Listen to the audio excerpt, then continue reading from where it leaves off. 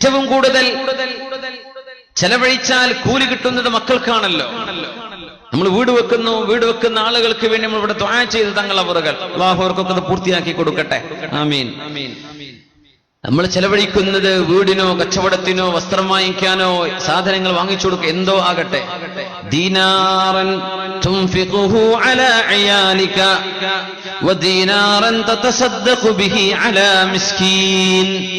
നിങ്ങൾ ചെയ്യുന്ന ധർമ്മങ്ങളിൽ ഏറ്റവും നല്ല ധർമ്മം തുൻഫിഖുഹു അലാ അയാലിക, നിങ്ങളുടെ ആശ്രിതർക്ക് നിങ്ങൾ ചെലവഴിക്കുന്നതാണ്. ആരാണ് ആശ്രിതർ?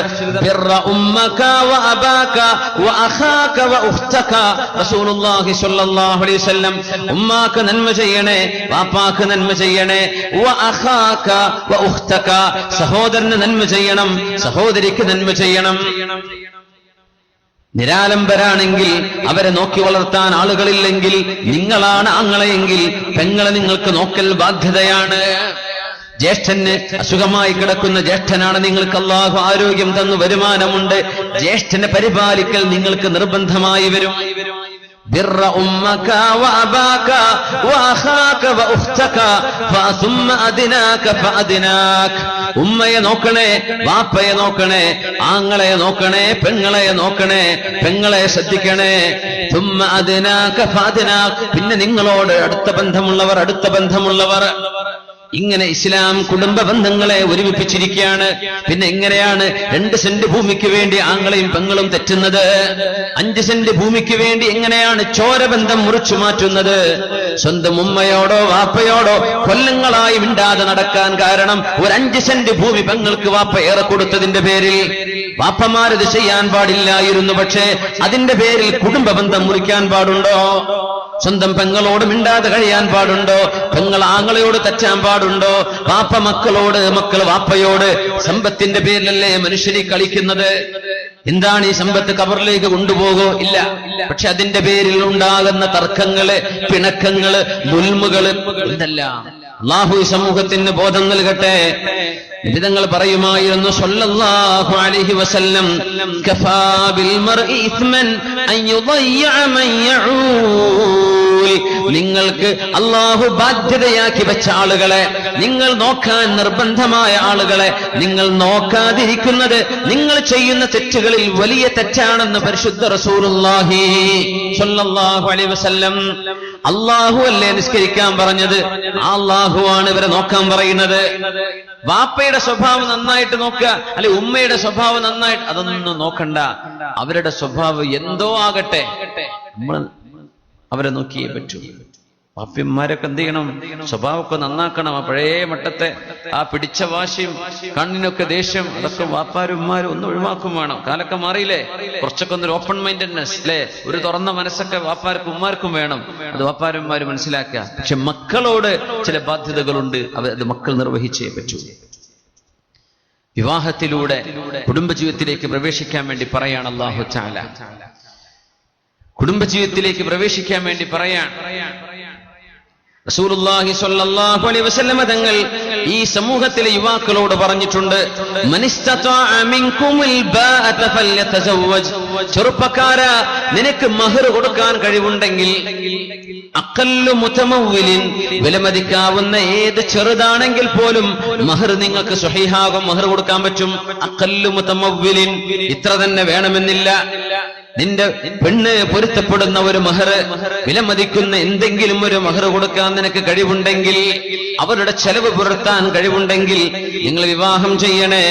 ഫഇന്നഹു അഗല്ലു ലിൽ ബസരി, നിങ്ങളുടെ കണ്ണുകൾ പോകുന്ന ബസ്സിലെ, കാറിലെ, വാഹനത്തിലോടുന്ന, സ്കൂളിൽ നിന്ന് പുറത്തിറങ്ങി വരുന്ന, കോളേജ് വിട്ടു വരുന്ന കുട്ടികളൊക്കെ നോക്കിയിട്ട് കണ്ണുകൊണ്ട് ഹറാമ് നിറക്കുന്നതിന് പകരം നിങ്ങളുടെ കണ്ണുകൾക്ക് ഹലാലായി അല്ലാഹു അനുവദിച്ച ഒരു ഭാര്യയെ സ്വീകരിച്ചുകൂടെ? ഞങ്ങൾ പറയാം, നിങ്ങളുടെ കണ്ണിനെ സൂക്ഷിക്കാൻ നല്ലത് അതാണല്ലോ. നിങ്ങൾ അല്ലാഹുവിനെ സൂക്ഷിക്കാൻ വേണ്ടി വിവാഹം ചെയ്യണേ. കണ്ടവരെ മുഖത്ത് നോക്കി നിൽക്കല്ലേ, കണ്ണിനെ സൂക്ഷിക്ക്, കണ്ണുകൊണ്ട് വ്യഭിചരിക്കല്ല. നിന്റെ ഗുഹ്യ സ്ഥാനം സൂക്ഷിക്കാനും നിനക്ക് നല്ലത് നീ വിവാഹം ചെയ്യലാണ്. ശുദ്ധ റസൂലുള്ളാഹ് അതുകൊണ്ടാണ് കല്യാണം കഴിച്ചവരെ സംബന്ധിച്ച് ശർഅ ഉപയോഗിക്കുന്ന ഒരു വാക്കുണ്ട് മുഹ്സൻ. വൽ മുഹ്സനാതു മിനൻ നിസാ. മുഹ്സൻ എന്ന് പറഞ്ഞാൽ ശാരീരികമായ ചാരിത്ര ശുദ്ധി കൈവരുത്തിയ ആളുകൾ. കല്യാണം കഴിഞ്ഞവൻ പിന്നെ വ്യഭിചരിക്കാൻ പോവില്ല, അല്ലാത്തവനും പോവാൻ പാടില്ല. കല്യാണം കഴിഞ്ഞാൽ പിന്നെ ഹലാലായ വഴി അല്ലാഹു തന്നിരിക്കെ എങ്ങനെയാണ് അവൻ ഹറാമിനെ പറ്റി ചിന്തിക്കുന്നത്? അതുകൊണ്ടാണ് വ്യഭിചരിച്ച മനുഷ്യൻ മുഹ്സനാണ് െങ്കിൽ വിവാഹം ചെയ്തവനോ വിവാഹം ചെയ്തവളോ ആണെങ്കിൽ വ്യഭിചാരത്തിന്റെ ശിക്ഷയുടെ വ്യത്യാസമുണ്ടവിടെ. വിവാഹം ചെയ്തവനും അല്ലാത്തവനും തമ്മിൽ. വിവാഹം ചെയ്തവനോ ചെയ്തവളോ ആണെങ്കിൽ മുഹ്സനോ മുഹ്സനത്തോ ആണെങ്കിൽ അവരെ മരണം വരെ മരിക്കുന്നവരെ എറിയണമെന്നാണ് ശർഅന്റെ നിയമം. എറിഞ്ഞു കൊല്ലണമെന്നാണ്. വാളുകൊണ്ട് വെട്ടിക്കൊലപ്പെടുത്താൻ അറിയാവുന്നത് കൊണ്ടാണോ? ആ ഒരു സംവിധാനം നബിതങ്ങളുടെ കാലത്തില്ലാത്തത് കൊണ്ടാണോ? ഒരു കുന്തമെറിഞ്ഞ് കൊലപ്പെടുത്താൻ പറ്റാത്തത് കൊണ്ടാണോ? മറ്റേതെങ്കിലും രീതിയിൽ ജീവനെടുക്കാൻ പറ്റാത്തത് കൊണ്ടാണോ? അല്ല, അവൻ മുഹ്സനായിരിക്കെ, നിക്കാഹ് ചെയ്തവനായിരിക്കെ, അവൻ ദാമ്പത്യ ജീവിതം അനുഭവിച്ചവനായിരിക്കെ പിന്നെ എങ്ങനെയാണ് അവൻ ഹറാമിലേക്ക് പോയത്? അതുകൊണ്ട് അല്ലാഹുവിന്റെ ഭൂമിയിൽ നിന്ന് അവൻ വേണ്ട, അവന് നിന്ദ്യമായ രീതിയിൽ ഇവിടുന്ന് കൊണ്ടുപോകണം. അതുകൊണ്ട് ഉർജുമൂ, മരണം വരെ കല്ലെറിയണമെന്ന് പഠിപ്പിച്ചിട്ടുണ്ട് റസൂലുള്ളാഹി സ്വല്ലല്ലാഹു അലൈഹി വസല്ലം. ഇസ്ലാമിന്റെ കോടതിക്ക് മുമ്പിലാണ് വിഷയമെത്തുന്നതെങ്കിൽ ആണും പെണ്ണും എറിഞ്ഞു കൊല്ലപ്പെടും. ഇതാണ് ഇസ്ലാമിന്റെ ശർഅന്റെ നിയമം. വിവാഹം ചെയ്യാത്തവനാണെങ്കിലോ ജൽദു മിഅത്തിൻ വതജ്ലീദു ആം വഇജ്ലാഉ ആം, ഒരു വർഷത്തേക്ക് നാടുകടത്തുകയും 100 വീതം അടിക്കപ്പെടുകയും ചെയ്യും. അവര് ചാട്ടവാറുകൊണ്ടുള്ള അടി. ആർക്ക്? വിവാഹം ചെയ്യാത്തവനാണ് വ്യഭിചരിച്ചതെങ്കിൽ. അതിനൊക്കെയുള്ള പരിഹാരം അല്ലാഹു നിങ്ങൾക്ക് മഹർ കൊടുക്കാൻ കഴിവ് തന്നാൽ, ചെറുപ്പക്കാരാ എന്റെ ബിസിനസ് ഒന്ന് ഉഷാറാവട്ടെ എന്നിട്ട് മതി എന്ന് പറയല്ല. 10 കൊല്ലം നീണ്ടു നിൽക്കും നിന്റെ വീട് പണി തീരട്ടെ എന്ന് പറയല്ല. നിനക്ക് മഹർ കൊടുക്കാൻ കഴിവുണ്ടെങ്കിൽ നിക്കാഹിനെ പറ്റി ആലോചിച്ചോ. നിന്റെ പഠനം മുന്നോട്ട് പോയിക്കോട്ടെ, കച്ചവടം മുമ്പോട്ട് പോയിക്കോട്ടെ, വ്യഭിചാരത്തിലേക്ക് പോകാതെ ശരീരം സൂക്ഷിച്ചോളൂ. അല്ലാഹുവിന്റെ ഹബീബ് സ്വല്ലല്ലാഹു അലൈഹി വസല്ലം തങ്ങൾ മിഅ്റാജിന്റെ രാവിൽ കണ്ട ഒരു കാഴ്ചയെ സംബന്ധിച്ച് പറഞ്ഞിട്ടുണ്ട്. എന്നെ കൊണ്ടുപോയി അല്ലാഹുവിന്റെ മലക്കുകൾ നോക്കുമ്പോൾ ജുബ്ബുൻ മുഗത്താ, മൂടപ്പെട്ട ഒരു കിണർ പോലെ ഞങ്ങൾ കണ്ടു. അത് നരകമായിരുന്നു. ആ നരകത്തിന്റെ ഉള്ളിൽ ഒരുപാട് ആളുകളുണ്ട്, ആണുങ്ങളും പെണ്ണുങ്ങളും. വസ്ത്രങ്ങളില്ലാത്തവര് ഒരുപാട് ആണുങ്ങളും പെണ്ണുങ്ങളും. ആ പാത്രത്തിന്റെ ഉള്ളിൽ നിറയെ തീയാണ്. അടിയിൽ നിന്ന് തീയങ്ങ് പൊങ്ങുമ്പോൾ ഈ ആണുങ്ങളും പെണ്ണുങ്ങളും ഒന്നാകെ ആ കുഴിയിൽ നിന്ന് എഴുന്നേറ്റോടാൻ ഭാവിക്കുന്ന പോലെ ആ മൂടപ്പെട്ട ഒരു കലം പോലെ നിൽക്കുന്ന നരകത്തിന്റെ ഒരു കുഴിയാണ്. ഇതിന്റെ മേലോട്ട് എല്ലാവരും പൊങ്ങി വരും ആർത്ത് വിളിച്ചിട്ട്. ആർക്കും പുറത്തു വരാൻ പറ്റുന്നില്ല. തീ അങ്ങ് താഴെ പോയാൽ ഇവര് താഴെ പോകുന്നു. തീ വരുമ്പോൾ മേലോട്ട് ആർത്ത് നിലവിളിച്ച് മേലെ വരുന്നു. മൻ ഹൗലാഇ യാ ജിബ്രീൽ, ജിബ്രീലേ ഇതാരാണ്, ആരാണ്, എന്താണ് ഈ സംഭവിക്കുന്നത്? നബിയേ, ഹൗലാഇ സുനാതു മിൻ ഉമ്മതിക യാ റസൂലല്ലാഹ്, അങ്ങയുടെ ഉമ്മത്തുകളിൽ വ്യഭിചാരം ചെയ്ത് നടന്നവരെ അള്ളാഹു ശിക്ഷിക്കുന്ന രീതിയാണിതെന്ന് മിഅ്റാജിന്റെ രാവിൽ ഹബീബിന് കാണിച്ചു കൊടുത്തിട്ടുണ്ട് അല്ലാഹു ജല്ല ജലാലു. അതുകൊണ്ടാണ് അള്ളാഹു കാവൽ ചോദിക്കാൻ വേണ്ടി പറഞ്ഞത്, നിങ്ങൾ തഹ്സീൻ ചെയ്തോളൂ, ശരീരം സൂക്ഷിച്ചോളൂ, വിവാഹത്തെ പറ്റി ആലോചിച്ചു തുടങ്ങിക്കോളൂ, നീട്ടിക്കൊണ്ടുപോവേണ്ട. കണ്ണ് സൂക്ഷിക്കാനും ശരീരം വ്യഭിചരിക്കാതെ സൂക്ഷിക്കുവാനും നിങ്ങൾക്ക് ഉത്തമം അതാണ്. അതുകൊണ്ടാണ് വിവാഹപ്രായമെത്തിയിട്ടും മക്കളെ പഠിപ്പിച്ച് നിങ്ങൾ മെഡിസിൻ പഠിപ്പിച്ചോ കുഴപ്പമില്ല, എഞ്ചിനീയറിംഗിന് പഠിപ്പിച്ചോ കുഴപ്പമില്ല, എത്ര കാലം വേണമെങ്കിലും പഠിപ്പിച്ചോ. പക്ഷേ വിവാഹത്തിലേക്ക് ആഗ്രഹമാകുന്ന ഒരു കാലമായി തുടങ്ങിയാൽ, വിവാഹത്തെപ്പറ്റി ചിന്തിക്കുന്ന ഒരു പ്രായം നിങ്ങളുടെ പെൺമക്കൾക്കോ ആൺമക്കൾക്കോ ആയിക്കഴിഞ്ഞാൽ നിങ്ങൾ വിവാഹം ചെയ്യിച്ചു കൊടുക്കണം. എന്നിട്ട് മതി പഠനം. വിവാഹത്തിന്റെ സമയമായി കഴിഞ്ഞാൽ വിവാഹം ചെയ്യിപ്പിക്കണേ. 3 വിഷയങ്ങൾ നീട്ടിക്കൊണ്ടുപോവല്ലെന്ന് റസൂലുള്ളാഹി സ്വല്ലല്ലാഹു അലൈഹി വസല്ലം തങ്ങൾ പറഞ്ഞിട്ടുണ്ട്. 3 വിഷയങ്ങൾ നീട്ടിക്കൊണ്ടുപോവരുത്. 1, നിസ്കാരത്തിന്റെ സമയമായാൽ അത് വളരെ പെട്ടെന്ന് അതിന്റെ ആദ്യ സമയത്ത് തന്നെ നിർവഹിച്ചേക്കണം.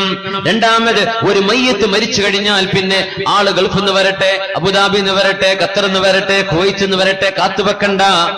കാത്തുവെക്കണ്ട. മയ്യത്ത് മരിച്ചു കഴിഞ്ഞാൽ മയ്യത്ത് നിങ്ങൾ ഉടനെ മറവ് ചെയ്തേക്കണം. പിന്നെ പറഞ്ഞു മൂന്നാമത്തെ വിഷയം, നിങ്ങളുടെ പെൺകുട്ടികൾക്ക് വിവാഹപ്രായമെത്തി വിവാഹത്തിലേക്ക് ആഗ്രഹം തോന്നി തുടങ്ങിയാൽ പിന്നെ കല്യാണം അതും ഇതും പറഞ്ഞ് നീട്ടിക്കൊണ്ടുപോവണ്ട. നിക്കാഹ് ചെയ്യിപ്പിച്ചോ, നിക്കാഹ് ചെയ്യിച്ചിട്ട് മതി ബാക്കി പഠനം. അല്ലാതിരിക്കുമ്പോഴാണ് ഇല്ലാതകുൻ ഫിത്നതും ഫിൽ അർളി വഫസാദുൻ അരീദ്. നബി തങ്ങൾ പറഞ്ഞുവല്ലോ, ഇദാ അതാകും മൻ തർളൗന ദീനഹു വഅമാനതഹു ഫസവ്വിജൂഹു. നിങ്ങൾക്കൊരു ചെറുപ്പക്കാരന്റെ മതബോധവും ആ ചെറുപ്പക്കാരന്റെ സത്യസന്ധതയും ബോധ്യപ്പെട്ടാൽ, പ്രായപൂർത്തിയായി വിവാഹപ്രായമെത്തി നിൽക്കുന്ന കുട്ടികളുണ്ടെങ്കിൽ നിങ്ങൾക്ക് അവരെ വിവാഹം ചെയ്തു കൊടുക്കാം. ഈ സത്യസന്ധന്, ദീനുള്ള ചെറുപ്പക്കാരന്. ഇല്ലാതെ ഫഅലു, നിങ്ങളത് ചെയ്തില്ലെങ്കിൽ തകുൻ ഫിത്നതുൻ ഫിൽ അർളി, അല്ലാഹുവിന്റെ ഭൂമിയിൽ ഫിത്നയുണ്ടാകും. വഫസാദുൻ അരീദ്, ഒരുപാട് ഭയാനകമായ വിപത്തുകൾ ഇവിടെ സംഭവിക്കും. ആ വിപത്തിന്റെ ബാക്കിയാണ് പൂജാരിയുടെ കൂടെ ഇറങ്ങി ഓടുന്നത്. ആ വിപത്തിന്റെ ബാക്കിയാണ് 4 കുഞ്ഞുങ്ങളുള്ള ഉമ്മ തന്റെ ഭർത്താവ് കഷ്ടപ്പെട്ടുണ്ടാക്കിയ വീടിന്റെ ഉള്ളിൽ മണിമാളികൾ സുഖിച്ച് ജീവിച്ചിട്ട് കണ്ടവന് ഫോൺ ചെയ്ത് വിളിച്ചു വരുത്തിയിട്ട് കൂടെ ഇറങ്ങി ഓടുന്നത്. നിങ്ങളുണ്ടാക്കി വെച്ച ഫിത്നയാണ്. നിങ്ങളാണ് ഇതിന് കാരണക്കാർ. നിങ്ങളാണ് അവർക്ക് തഹ്സീന് ചെയ്യാത്തവര്. നിങ്ങൾക്ക് അവരുടെ സംരക്ഷണം അല്ലാഹു ഏൽപ്പിച്ചിരുന്നു, എന്തുകൊണ്ട് ചെയ്തില്ല? മക്കൾ കണ്ടവന്റെ കൂടെ പോകുന്നത്, ഒളിച്ചോടുന്നതോ മുങ്ങിയോടുന്നതോ ഒക്കെ അവർക്ക് വിവാഹത്തിലേക്ക് ആവശ്യമുള്ളൊരു ഘട്ടം വന്നപ്പോ നിങ്ങളത് ചെയ്യാതിരുന്നതിന്റെ ഫലമാണ്. നിങ്ങൾ ചെയ്തില്ലെങ്കിൽ ലോകത്ത് ഫിത്ന വരുമെന്ന് പരിശുദ്ധ റസൂലുള്ളാഹി സ്വല്ലല്ലാഹു അലൈഹി വസല്ലം. അതുകൊണ്ട് ചെറുപ്പക്കാരോട് അല്ലാഹുവിന്റെ റസൂലിന്റെ ഉപദേശം, മുസ്ലിമീങ്ങളാണ് ഇവിടെ ഇരിക്കുന്നത്, മുസ്ലിമീങ്ങളോട് ഞാൻ പറയുന്നത്, വിവാഹത്തിലേക്ക് ആഗ്രഹം തുടങ്ങുന്ന കാലമായാൽ ചെറുപ്പക്കാര, നിനക്ക് മഹർ കൊടുക്കാനും നിന്റെ ഭാര്യയായ സഹോദരിക്ക് ഭാര്യയ്ക്ക് ചെലവ് കൊടുക്കാനും നിനക്ക് സാധിക്കുമെങ്കിൽ നിക്കാഹിനെ പറ്റി ആലോചിച്ചോ. നിനക്ക് അല്ലാഹു അതിൽ ബറക്കത്ത് തരും. നിന്റെ ദീനിന്റെ 2/3 ഭാഗം അല്ലാഹു പൂർത്തിയാക്കി തരും. ഒരു ഭാഗം പിന്നെ നീ ശ്രദ്ധിച്ചാൽ മതി. 2 ഭാഗം പൂർത്തിയാണ്. മൻ തസവ്വജ ബിംറഅത്തിൻ ഫഖദ് അഹ്റജ സുലുസൈ ദീനിഹി. ആദ്യത്തെ പരിഹാരം ഇതാണ്. പരിശുദ്ധ റസൂലുള്ളാഹി സ്വല്ലല്ലാഹു അലൈഹി വസല്ലം പറയുമായിരുന്നു, അദ്ദുന്യാ മതാ വഖൈറു മതാഇഹാ അൽമർഅതു സ്വാലിഹ. നിങ്ങൾക്ക് ലഭിക്കുന്ന സമ്പാദ്യങ്ങളിൽ ഏറ്റവും വലിയ സമ്പാദ്യം അല്ലാഹുവിനെ ഭയപ്പെട്ട് ജീവിക്കുന്ന ഒരു പെണ്ണാണ്, അല്ലാഹുവിനെ ഭയപ്പെട്ട് ജീവിക്കുന്ന ഒരു ഭാര്യയാണ്. അല്ലാഹു നമ്മുടെ കുടുംബിനികളെയൊക്കെ സ്വാലിഹത്തുകളായി നല്ലവരാക്കി അല്ലാഹു മാറ്റിത്തരട്ടെ. നമ്മുടെ സഹോദരിമാരുടെ ഭർത്താക്കന്മാരെ അല്ലാഹു സ്വാലിഹീങ്ങളാക്കി കൊടുക്കട്ടെ, നല്ലവരാക്കി കൊടുക്കട്ടെ, അല്ലാഹു നല്ലവരാക്കി കൊടുക്കട്ടെ.